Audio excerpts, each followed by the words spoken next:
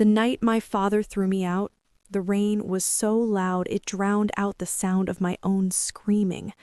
I stood on his porch with a suitcase that was already falling apart, and I didn't know it yet, but he was already on the phone inside, telling the first of hundreds of people that his daughter was mentally unstable. I'm Iris. I'm 32 now, but back then, I was 22, and I still believed my father loved me. Let me set the scene for you. It was my grandfather's 80th birthday. The whole family packed into this fancy Italian place with white tablecloths and waiters who poured wine without you even asking. My father rented out the whole back room, crystal glasses, 3-tiered cake, the works. I drove 4 hours from my tiny college apartment to be there. I had news, big news. I'd just gotten accepted into one of the best architecture programs in the country. Full ride? No. But acceptance? Yes. The problem was the money. $45,000 a year that I didn't have. But my brother Derek? He had a brand new BMW. His college tuition was paid before he even graduated high school. He never had to ask. So I naively thought, if I just asked my father at the right moment, in front of the right people, he might finally see me. I waited until after the cake. Coffee cups were out, people were relaxed. I touched his elbow. "Dad, can we talk privately for a second?" He turned. That Rolex caught the light. He smiled, but his eyes stayed cold. "Whatever you need to say it here. We're all family." I should have walked away, but I was 22, and I still believed he might say yes. So I told him about the program, about my dream, about how I was hoping he might help me the way he helped Derek. He laughed. Not a small laugh, a loud one, the kind that makes everyone turn their heads. "Help you?" he repeated. "The way I helped Derek?" He stood up, and suddenly 32 people were staring at me. My aunts, my uncles, my cousins, my grandfather still holding his coffee cup, my mother looking down at her plate like it was the most interesting thing in the world. "You think you're entitled to what your brother gets?" His voice carried across the whole room. "Derek is my son. He'll carry on this family's name. And you're a girl. You'll get married, take someone else's name, raise their kids. Why would I waste money on a degree you'll never use?" I know this is heavy, and if you're watching this and it's hitting close to home, maybe you've been dismissed by your own family. Take a second to like this video and subscribe to Anonymous Confessions. Drop a comment and tell me where you're watching from. I genuinely want to know. It helps me keep going, and it helps me know I'm not alone in these stories. I whispered, "Dad, please, can we just talk privately?" But he wasn't done. He leaned down close to my ear. His cologne, Tom Ford, $200 a bottle, made me want to throw up. "I'll email you my reasons," he said, "so you understand your place." 3 days later, sitting in my $400 a month rented room, I opened that email, and I still remember every single word. "Iris, you were born a girl. That's reality. You don't have the right to demand what belongs to your brother. Derek is the future. You're just something to be given away to another family.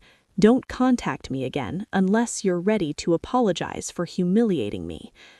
I sat there with instant ramen going cold on my desk, my laptop screen blurred. I realized I was crying, but something stopped me from deleting it, some instinct. I created a folder on my computer. I named it Evidence. I didn't know why. I just knew I needed proof that this was real. A week later, my mom called. She waited until my father was out. "Iris, honey, I love you. You know I love you. What your father did wasn't right." "Then why didn't you say anything?" I asked. "You just sat there." Silence. Then, "You know how your father is. If I defended you, I don't have anywhere to go, Iris. I don't have my own money." I understood. I did, but before she hung up, she said something that stuck with me.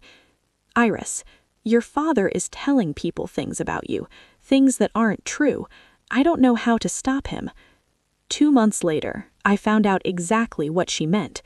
My Aunt Helen called. "Iris, sweetheart," she said, all sweet and sad. "How are you feeling? Are you getting the help you need?" I frowned. "Help? Oh, honey, your father told us about your condition. He said you've been struggling since you were young. That's why you left. He said the family tried everything, but you refused to get better." The room tilted. I gripped my desk. "Aunt Helen, I don't have a condition. I don't know what he told you, but—" "Oh, honey," her voice got that soothing tone, like I was a frightened animal. "It's okay. Mental illness is nothing to be ashamed of. We're all praying for you." I called 3 more relatives that night. They'd all heard the same story. My cousin Sarah even read me a text from the family chat, the one I'd been removed from. My father's words sent to over 40 people. "Please don't contact Iris. She's going through a serious mental health crisis. Any stimulation could make things worse. We've tried everything. Just pray for her." That's when I understood. He wasn't just punishing me for leaving. He was erasing me. I had 2 choices: fight back now, with nothing but my word against his, or stay silent, build something, wait. I chose silence. For 10 years, I stayed quiet. I took out loans, I worked 2 jobs, coffee shop at 6 a.m., design firm front desk at night. I slept 4 hours a night, and my grades? They got better. Nothing fuels you like rage. In my 2nd year, I met Eleanor Vance. She was a legend in architecture, designed museums, been on magazine covers, one of the first women to break into a field that told her she didn't belong. After her lecture, she stopped me. "You're the one who did the Morrison project, right?" I nodded, shocked she knew my name. "It was exceptional." She studied me. "Tell me about your background." I hesitated. "My family doesn't support my career. We're not in contact." She just nodded. "My father told me women shouldn't be architects. He didn't speak to me for 15 years. She handed me a card. "Come intern with me this summer. No pay, but I'll teach you everything." Eleanor taught me patience, strategy, the long game. She told me once, over coffee in her studio, "Success is the best response to people who doubt you, not because it proves them wrong, though it does, but because it proves you right to yourself." I carried those words through the next decade. Year 1 to 2, graduated with honors. My father didn't attend. Year 3 to 5, junior designer, barely making ends meet. But I worked harder than anyone. My first solo project won a local award. Year 6 to 8, junior designer. Within 18 months, I was senior designer. Within 3 years, I was leading my own team. Year 9 to 10, associate director. My name on projects in national magazines, a reputation built entirely on my own work. If you're still with me here, thank you, seriously. This is the part of the story where everything starts to shift. And if this resonates, if you've ever been told you're not enough, hit that like button and subscribe to Anonymous Confessions. Drop a comment and tell me your story. I read them. I really do. Then the wedding invitation arrived. Derek was getting married. Thick cream cardstock, elegant calligraphy. No personal note, just my name on a list like any distant acquaintance. I went, not to make peace, but to see, to watch my father in his natural habitat, surrounded by everyone he'd lied to. He spotted me the moment I walked in. His eyes flicked toward me, registered my presence, and then nothing. He turned back to his business buddy like I was a stranger. For 3 hours, he didn't acknowledge me once, but I listened. I positioned myself near his table during cocktail hour. I heard him tell a friend, "She's doing better these days, still unstable, but we're hopeful. The doctors say with the right medication." I stood 15 feet away with a champagne glass in my hand and let his words wash over me. Near the end of the reception, my mother found me. She pulled me outside, hands trembling, and pressed something into my palm. A USB drive. "Take this," she whispered. "Everything. Every email, every text, every lie he's told for 10 years. I copied it all. I stared at it. Mom, how? I've known his passwords for years. He thinks I'm stupid, but I've been watching, Iris. I've been watching what he does to your name. 50 files, emails, screenshots, chat logs, organized by date. 10 years of systematic destruction. And then I found one that stopped my heart. An email made 5 years ago to a developer named Robert Chen, the man who'd approached me for my first big break, the contract that fell through at the last minute. My father's email read, "Robert, I know you're considering my daughter for the Parkview project. Don't. She's not stable. Serious mental health issues. If you hire her, you'll regret it." He hadn't just been lying, he'd been actively sabotaging my career. I called Eleanor, told her everything. She listened, then said, "When I won my first major award, my father told everyone I'd bought my way onto the jury. I could have fought him publicly. Instead, I kept winning." She paused. "Speaking of which, you're on the short list for the IIDA award this year. The ceremony is broadcast live, hundreds of thousands of viewers. I think your stage is coming." 6 months later, the email arrived. Nomination confirmed. March 15th. Live television.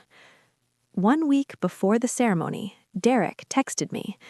"Dad is hosting a watch party at the house.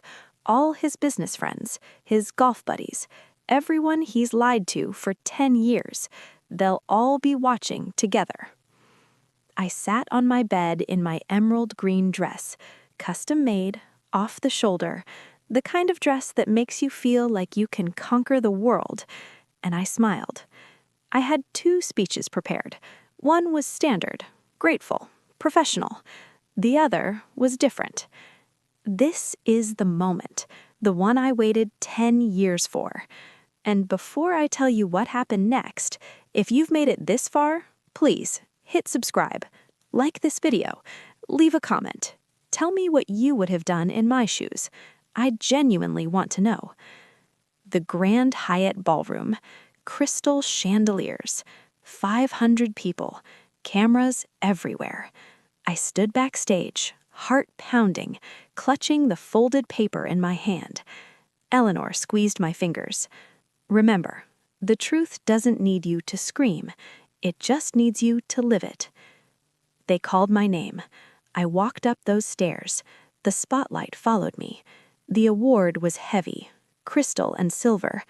I stepped to the podium, looked out at all those faces, and I knew, somewhere in Connecticut, my father was watching, surrounded by every single person he'd spent a decade lying to. I thanked the committee. I thanked my team. I thanked Eleanor. Then I paused. The ballroom went silent. There's something else I need to say. I pulled out the paper. This is an email my father sent me 10 years ago when I asked him to help pay for my education, the same education he'd already fully funded for my brother. I want to read it to you exactly as he wrote it.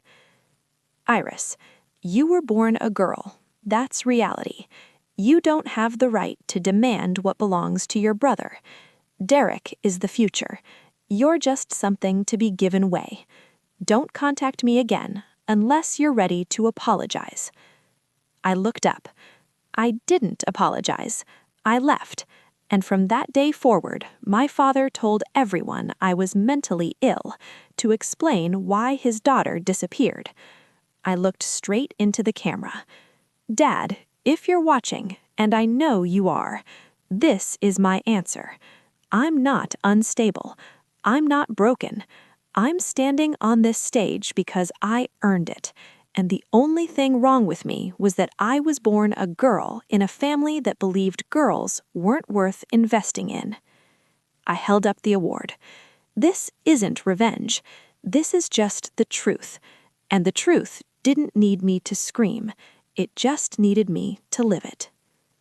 The first person to stand was Eleanor, then another, Then 500, and somewhere in Connecticut, my father's phone started ringing.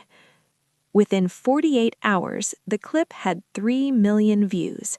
My inbox flooded with apologies from relatives who'd believed him. Richard Calloway, his best friend of 20 years, called a meeting at the country club. 4 men confronted my father with screenshots of his own texts.